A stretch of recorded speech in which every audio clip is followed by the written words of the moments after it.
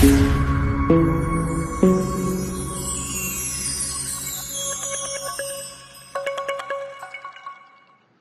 1.2 और चैप्टर 1.1 को ख़त्म करने के बाद अब हम लोग चैप्टर 1.3 पर आए हैं। अगर आप लोगों ने अभी तक चैप्टर 1.2 और 1.1 को नहीं देखा है तो जाकर हमारे चैनल पर देख सकते हैं। अब हम लोग आए हैं चैप्टर 1.3 पर। 1.3 का सबसे पहला सवाल है, सिद्ध करें कि √5 एक अपरिमेय संख्या है। √5 एक अपरिमेय संख्या है, इसी को सिद्ध करना है। तो ये सवाल जो है, इस तरीका का सवाल, इस टाइप का सवाल हमारे बोर्ड में हर बार एक ना एक पूछता ही है। ये रहे या इसका दूसरा टाइप रहता है एक आध को, वो पूछता है। तो आइए देखते हैं कि कैसे इसको हम सिद्ध करें कि √5 एक अपरिमेय संख्या है।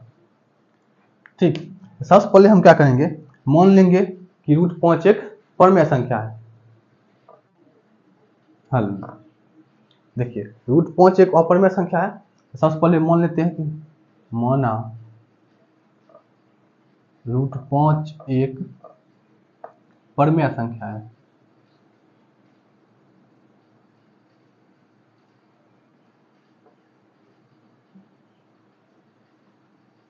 √5 एक परिमेय संख्या है। हम मान लिए कि √5 एक परिमेय संख्या है। अब परिमेय संख्या है तो परिमेय संख्या में तो परिमेय संख्या का परिभाषा क्या होता है? मान लिए √5 एक परिमेय संख्या है, इसलिए देखिए क्या हो जाएगा, √5 बराबर p/q। √5 बराबर क्या होगा, p/q। यहाँ लिख देंगे परिमेय संख्या की परिभाषा से, जहाँ p तथा q पूर्णांक हैं और q does not equal to 0, यानी q 0 के बराबर नहीं होना चाहिए। और नीचे में हम एक लाइन और यहाँ पर लिखेंगे कि p और q का सार्वगुणनखंड 1 है। हम यहाँ लिखेंगे p तथा q का सार्वगुणनखंड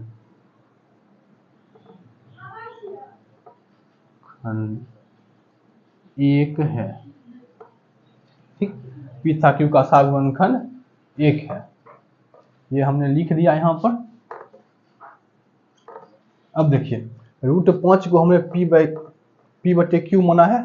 अब लिखेंगे, अब देखिए ये, अब यहाँ पर लिखेंगे दोनों तरफ वर्ग करने पर। सबसे पहले दोनों तरफ वर्ग करने पर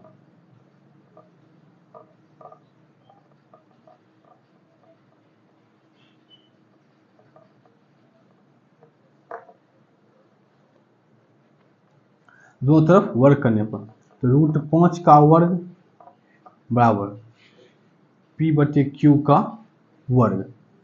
√5 का वर्ग देखिए यहाँ पर 5 हो जाएगा, √5 का वर्ग 5 हो जाएगा, और यहाँ p²/q² हो जाएगा। यहाँ पर p²/q² हो जाएगा।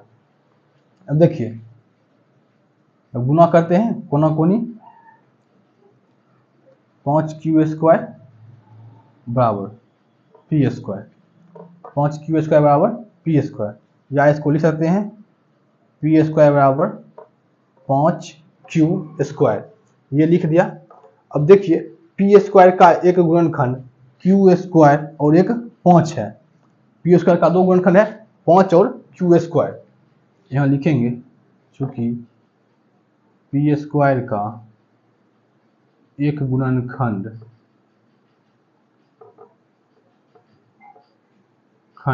5 है, p² का एक गुणनखंड 5 है, इसलिए p का भी एक गुणनखंड 5 होगा। इसलिए p का भी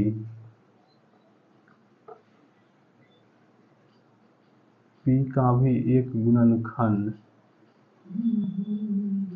5 होगा। p का भी एक गुणनखंड 5 होगा। अब देखिए, p का भी एक गुणनखंड 5 होगा। अगर p का एक गुणनखंड 5 है, p का एक गुणनखंड 5 है, तो दूसरा गुणनखंड कुछ भी हो सकता है। जैसे कोई भी संख्या है 5 है, तो इसका दो गुणनखंड 1 गुना 5 तो होगा ना करेगा। इसका अगर 5 का एक गुणनखंड 5 है तो 1 1 है। इसलिए अगर हम इसका कुछ दूसरा गुणनखंड कुछ मान लेते हैं, एक मान लेते हैं m है, तो 5 लिखेंगे p बराबर 5m। देखिए p बराबर 5, एक गुणनखंड 5 है, दूसरा गुणनखंड कुछ भी हो सकता है, हम यहाँ m मान ले, a मान ले, कुछ भी मान सकते हैं, तो p बराबर 5m मान लिए। अब इसमें भी लिखेंगे कि दोनों तरफ गुना करने, वर्ग करने पर, दोनों तरफ वर्ग करने पर, दो तरफ वर्ग करने पर तो हो जाएगा यहाँ पर p का स्क्वायर और 5m का स्क्वायर, p स्क्वायर बराबर 25m स्क्वायर। अब देखिए यहाँ पर इसको हम समीकरण एक मान लेते हैं, p स्क्वायर बराबर क्या लिखा हुआ है 5q स्क्वायर, p स्क्वायर की जगह लिख सकते हैं हम, p स्क्वायर की जगह हम 5q स्क्वायर लिख सकते हैं।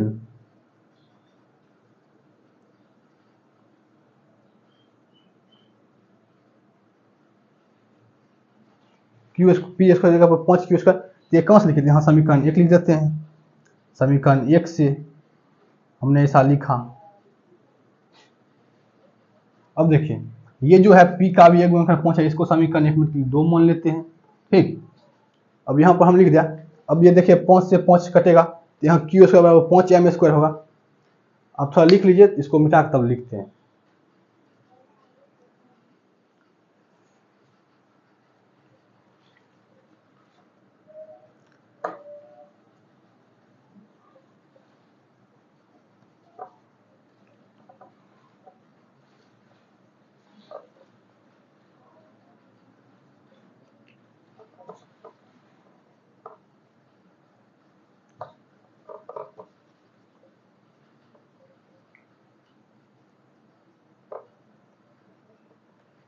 यहाँ 5q स्क्वायर का लिखे हम 25m स्क्वायर, तो इसको लिख सकते हैं। इसको देखिए आगे लिखेंगे इसे q स्क्वायर बराबर, यहाँ ये गुना में हो जाएगा 5 तो भाग में चल जाएगा 25m स्क्वायर बटे 5, ये 5 बार में कट जाएगा, हो जाएगा यहाँ पर q स्क्वायर बराबर 5m स्क्वायर, q स्क्वायर बराबर 5m स्क्वायर। अब देखिए यहाँ लिख देंगे हम q स्क्वायर का एक गुणनखंड क्या है 5 है, इसलिए q का भी एक गुणनखंड 5 होगा।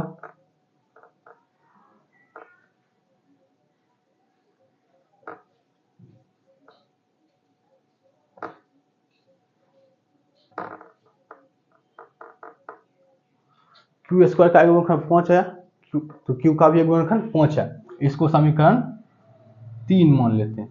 समीकरण 2 में क्या था, समीकरण 2 में था p का एक गुणनखंड 5 और यहाँ क्या आया है q का एक गुणनखंड 5, तो समीकरण 2 तथा 3 से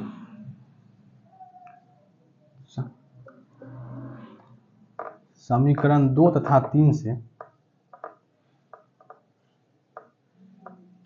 समीकरण 2 में p स्क्वायर का एक गुणनखंड 5 आया था, समीकरण 3 देखिए इसमें है q, सॉरी यहाँ पर नहीं है, यहाँ पर होगा q का भी एक गुणनखंड 5 होगा। देखिए समीकरण 2 था 3 से p तथा q का सार्वगुणनखंड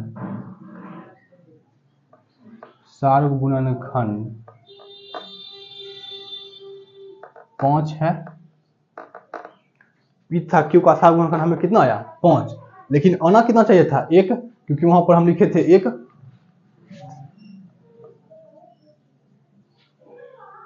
p तथा q का सार्वगुणनखंड खंड 1 होना चाहिए था, 1 होना चाहिए, 1 होना चाहिए, ठीक। लेकिन यहाँ पर आया है हमें 5, इसलिए देखिए यहाँ पर 5 आया, होना चाहिए 1, यहाँ पर विरोध का बात उत्पन्न हो रहा है, यहाँ विरोध हो रहा है, इसलिए हमारा मानना यह गलत है कि √5 एक परमेय संख्या है। तो लिख देंगे चूंकि यहाँ विरोध उत्पन्न हो रहा है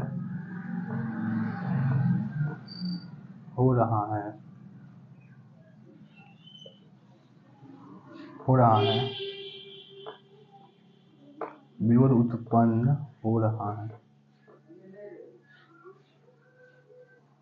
इसलिए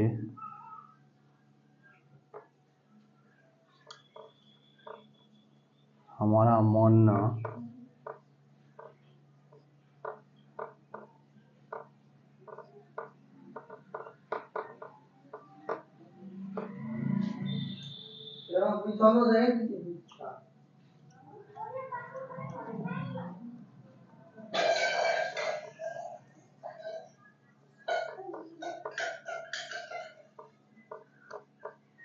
लिख लेंगे कि यहाँ पर विरोध उत्पन्न हो रहा है, इसलिए हमारा मानना गलत है कि √5 एक परमेय संख्या है।